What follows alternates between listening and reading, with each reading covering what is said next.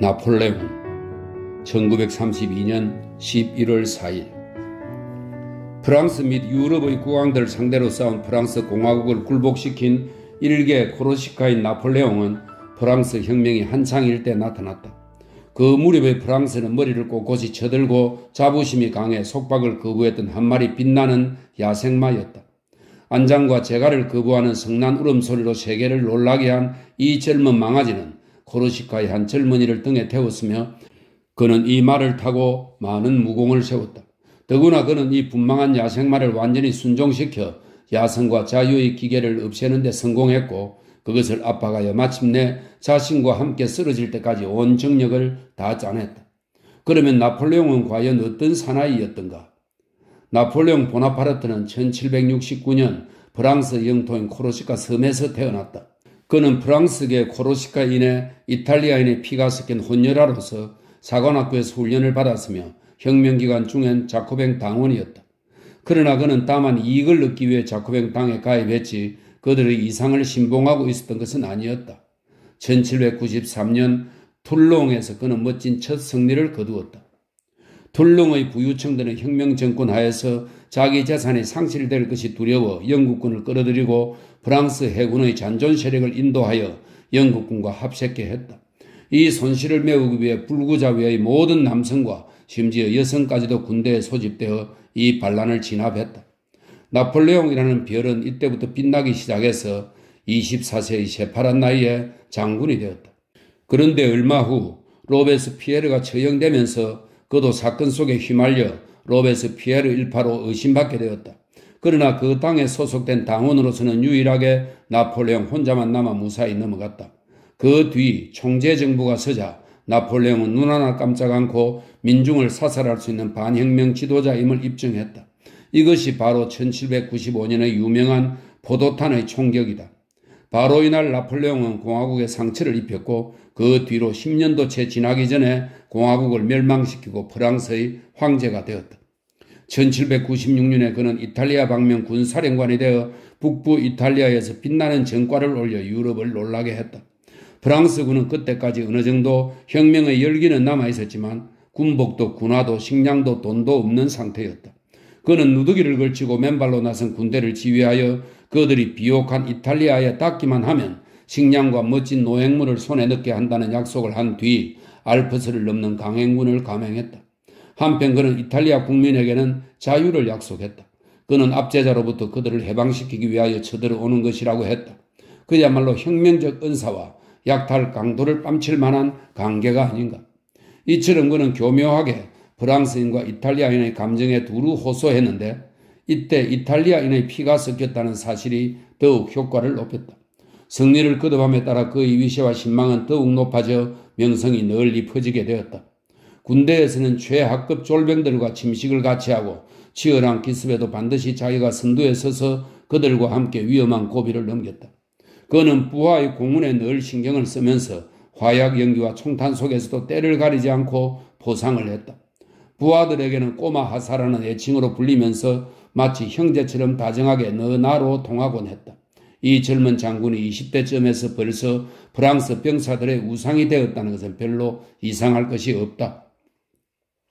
북부 이탈리아의 전토를 석권하고 오스트리아군을 격파하고 베네치아의 오랜 공화국을 넘어뜨린 뒤 가혹한 제국주의적 강화를 체결한 후 그는 위대한 개선 장군으로 파리로 돌아왔다.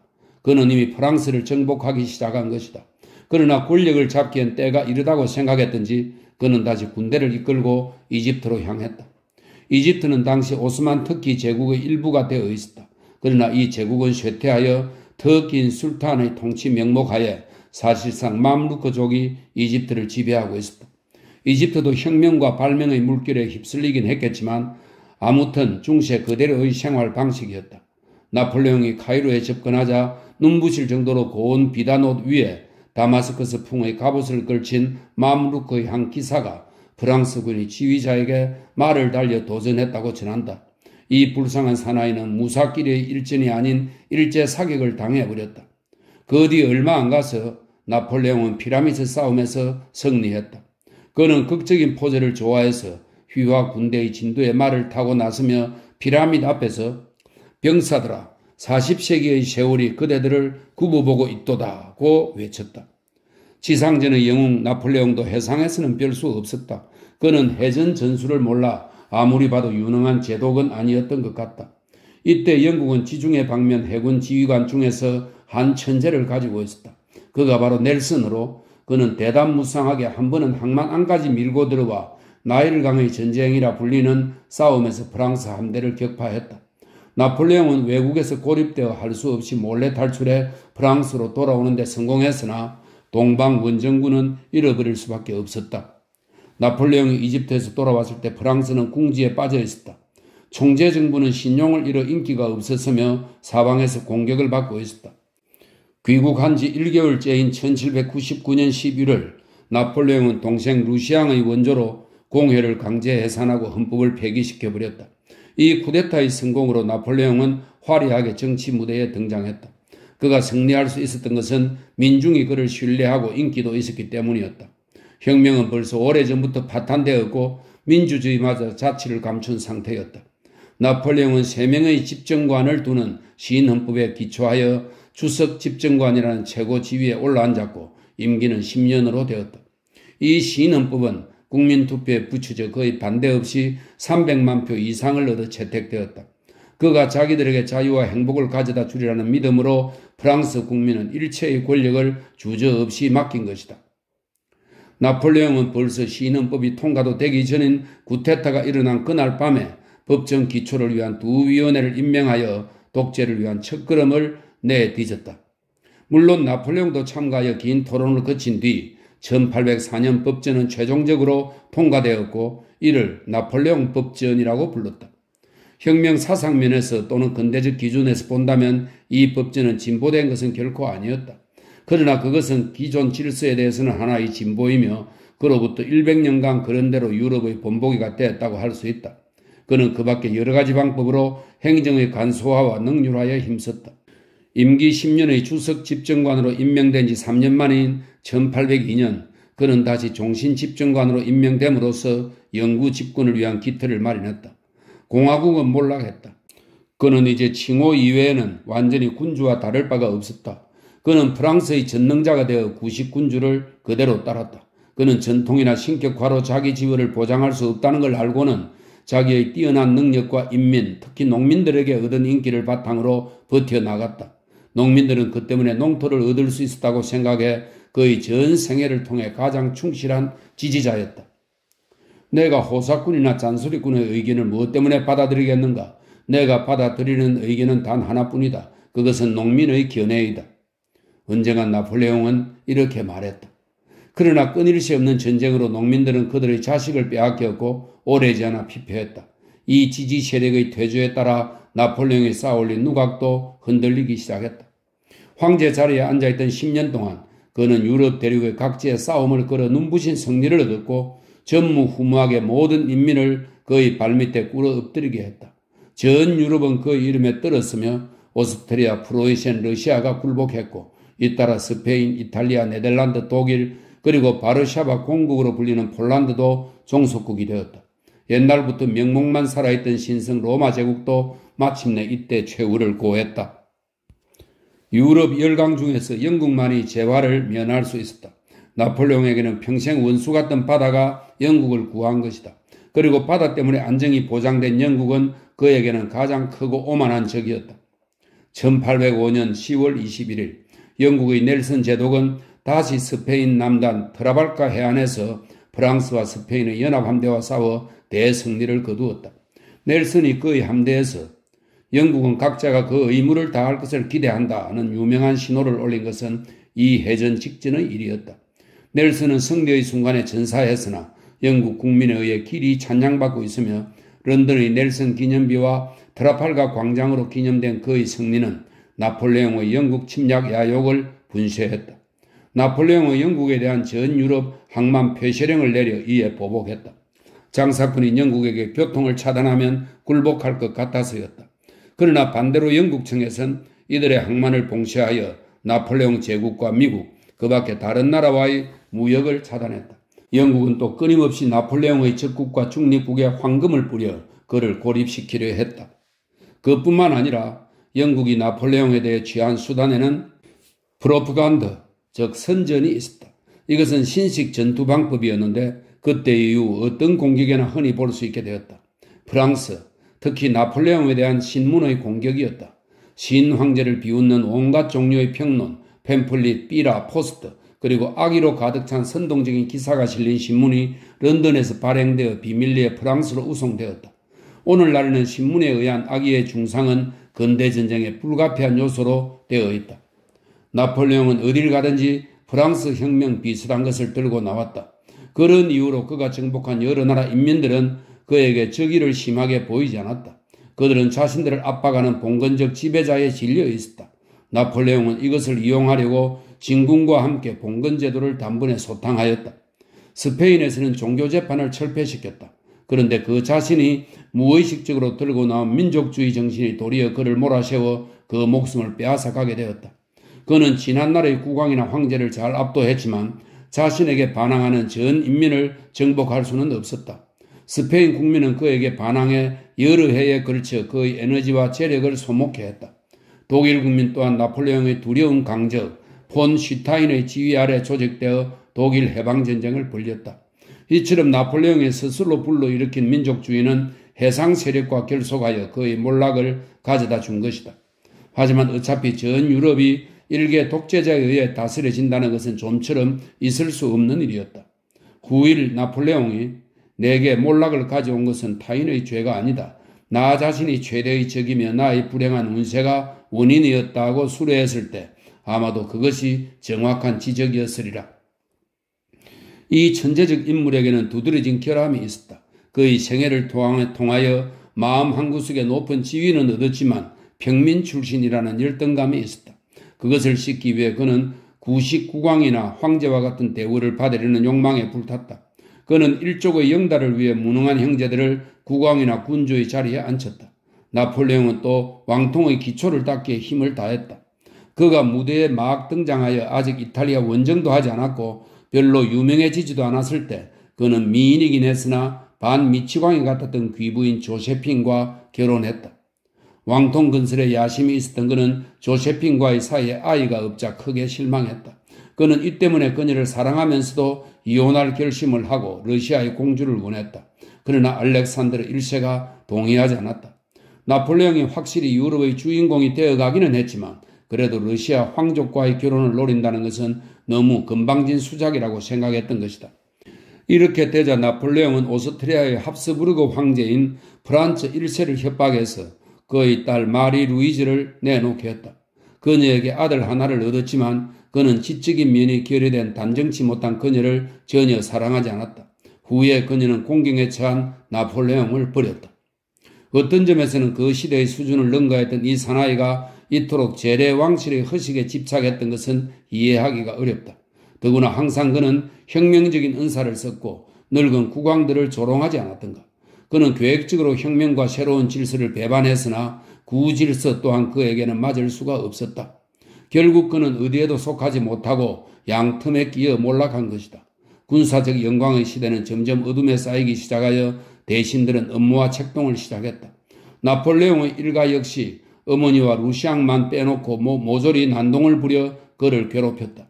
나라는 불만이 고조되어 그의 독재 정치는 더욱 강화되고 절도를 이뤘다. 수많은 사람들이 재판도 없이 감옥으로 끌려갔다. 1812년 그는 그랑다르메, 이것은 1804년에 편성된 나폴레옹의 대원정 부대를 말합니다. 그랑다르메를 이끌고 러시아를 침입했다. 그는 힘들이지 않고 진군할 수 있었는데 그 이유는 러시아군이 후퇴만 할 뿐 전투에 응하지 않기 때문이었다. 그랑다르메가 모스크바에 당도하자 알렉산드르 1세는 항복을 생각했다. 그러나 그것을 반대한 이는 나폴레옹의 옛 동료이며 부하 장군이었던 베르나도트와 나폴레옹이 일찍이 추방한 독일의 내셔널리스트 지도자 폰 슈타인이었다.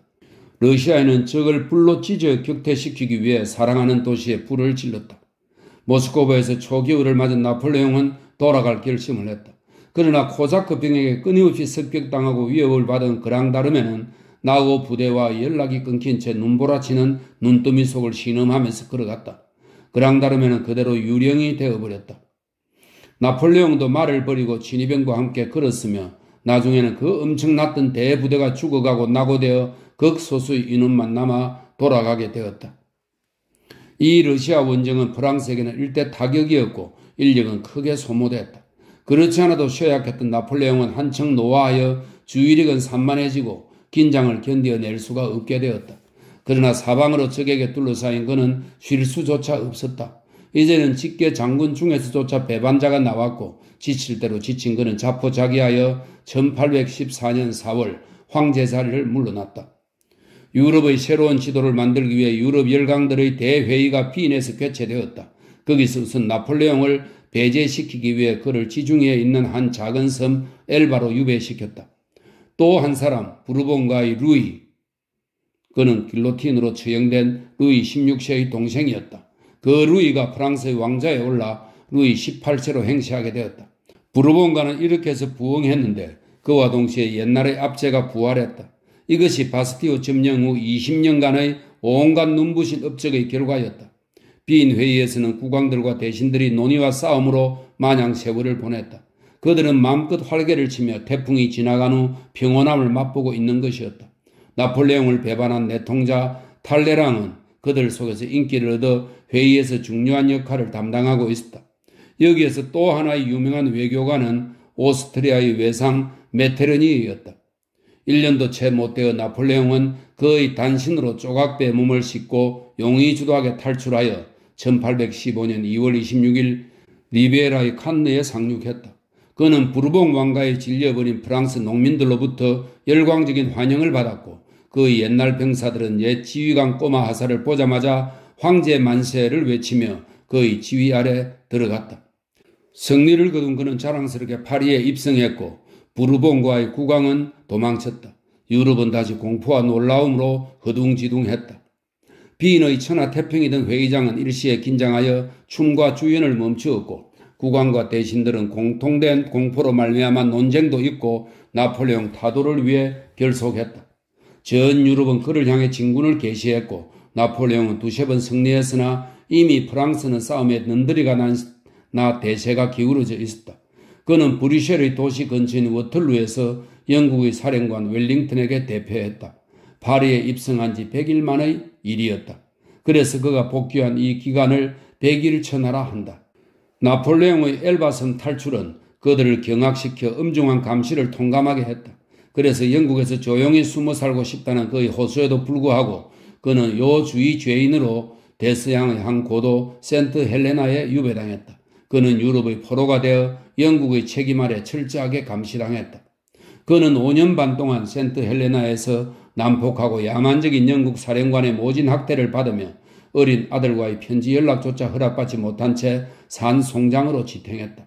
전신이 야망과 에너지로 이루어진 이 사나이가 고도 얌초에 갇혀 극심한 모욕을 받을 때 얼마나 괴로웠는가는 짐작이 어렵지 않을 것이다. 그는 1821년 5월에 죽어 초라한 무덤에 묻혔다. 종교 같은 것은 그에게는 어울리지 않았는데 그에게서 종교란 학대받는 사람들에게 자기의 운명을 감숙해 하기 위한 수단에 불과했다.